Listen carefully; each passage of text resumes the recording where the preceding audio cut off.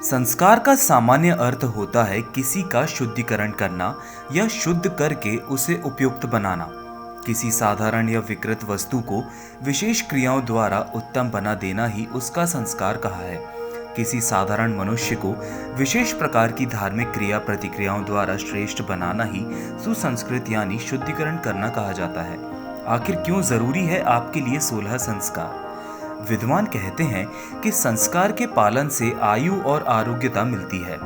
भारतीय संस्कृति में 16 संस्कार बताए गए हैं। ऐसा बताया गया है कि इन संस्कारों के अनुसार जीवन यापन करने से मनुष्य जीवन के लक्ष्य को प्राप्त कर सकता है। इसमें उपनयन संस्कार की विशेष महत्वता है। इस संस्कार के साथ ही बालक ब्रह्मचार्य आश्रम में प्रवेश करता है। ब्रह्मचर्य के नियम कायदों का पालन करने से आयु आरोग्यता और जीवन में सफलता मिलती है। संस्कार संस्कृत भाषा का शब्द है। मन, वचन, कर्म और शरीर को पवित्र करना ही संस्कार है। हमारी सारी प्रतिक्रियाओं और चित्रवृत्तियों का संप्रेरक हमारे मन में पलने वाला संस्कार होता है। संस्कार से ही हमारा सामाजिक और आध्यात्मिक जीवन पुष्ट होता है और हम सभ्य कहलाते हैं। व्यक्तित्व निर्माण में हिंदू संस्कारों की महत्वपूर्ण भूमिका होती है। संस्कार विरुद्ध आचरण असभ्यता की निशानी है। संस्कार मनुष्य को पाप और अज्ञान से दूर रखकर आचार विचार और ज्ञान विज्ञान से संयुक्त करते हैं। मुख्यतः 3 भागों में विभाजित संस्कारों को क्रमबद्ध 16 संस्कार में विभाजित किया जा सकता है। ये 3 प्रकार होते हैं: मलापनयन, अतिशयधन और नयनांग पूरक।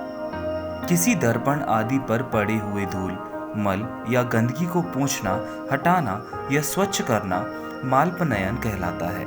किसी रंग या पदार्थ द्वारा उसी दर्पण को विशेष रूप से प्रकाशमय बनाना या चमकाना अतिशयदान कहलाता है। दूसरे शब्दों में इसे भावना, प्रतियन या गुणाधान संस्कार भी कहा जाता है।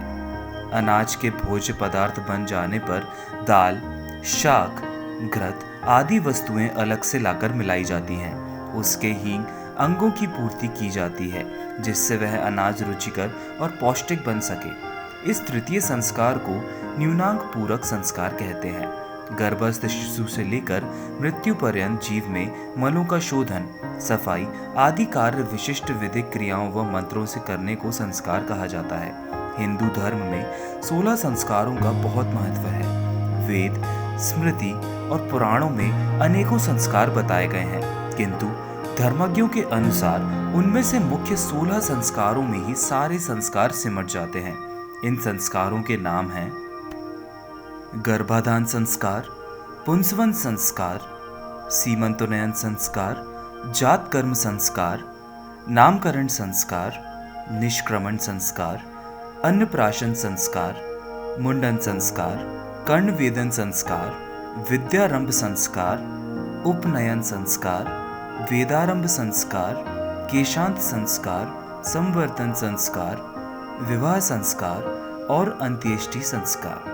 संस्कार का अभिप्राय उन धार्मिक कृत्यों से है जो किसी व्यक्ति को अपने समुदाय का योग्य सदस्य बनाकर उसके शरीर, मन और मस्तिष्क को पवित्र करें। वेदों के अलावा ग्रह सूत्रों में संस्कारों का उल्लेख मिलता है। स्मृति और पुराणों में इसके बारे में विस्तृत जानकारी मिलती है। वेदज्ञों के अनुसार गर्भस्थ शिशु से लेकर मृत्यु पर्यंत जीव के मलों का शोधन, सफाई आदि कार्य को विशिष्ट विधि व मंत्रों से करने को संस्कार कहा जाता है। यह इसलिए आवश्यक है कि व्यक्ति जब शरीर त्याग कर तो सद्गति को प्राप्त हो। कर्म से संस्कार हिंदू दर्शन के अनुसार मृत्यु के बाद मात्र यह भौतिक शरीर या देह ही नष्ट होती है, जबकि सूक्ष्म शरीर जन्म जन्मांतरों तक आत्मा के साथ बना रहता है। यह सूक्ष्म शरीर ही जन्म जन्मांतरों के शुभ अशुभ संस्कारों का वाहक होता है। ये संस्कार मनुष्य के पूर्व जन्मों से नहीं आते, अपितु माता पिता के संस्कार भी रज और वीर के माध्यम से सूक्ष्म शरीर में प्रविष्ट होते हैं। मनुष्य का व्यक्तित्व इन दिनों से ही प्रभावित होता है। बालक के गर्भधारण की परिस्थितियां भी इन पर प्रभाव डालती हैं। ये संस्कार ही प्रत्येक जन्म में संग्रहित होते चले जाते हैं, जिससे अच्छे बुरे दोनों कर्मों का एक विशाल भंडार बन जाता है। इसे संचित कर्म कहते हैं। इन संचित कर्मों का कुछ भाग एक जीवन में भोगने के लिए उपस्थित रहता है और यही जीवन प्रेरणा का कार्य करता है। अच्छे बुरे संस्कार होने के कारण मनुष्य अपने जीवन में अच्छे बुरे कर्म करता है। फिर इन कर्मों से अच्छे बुरे नए संस्कार बनते रहते हैं तथा इन संस्कारों की एक अंतहीन श्रृंखला बनती चली जाती है, जिससे मनुष्य के व्यक्तित्व का निर्माण होता है। इन संस्कारों के अलावा भी अनेकों संस्कार हैं जो हमारी दिनचर्या और जीवन को महत्वपूर्ण घटनाक्रमों से जोड़े हुए हैं, जिन्हें जानना प्रत्येक हिंदू का कर्तव्य माना गया है और जिससे जीवन के रोग और शोक मिट जाते हैं तथा शांति और समृद्धि का रास्ता खुलता है। यह संस्कार ऐसे हैं जिसको निभाने से हम परंपरागत व्यक्ति नहीं कहलाते, बल्कि यह हमारे जीवन को सुंदर बनाते हैं।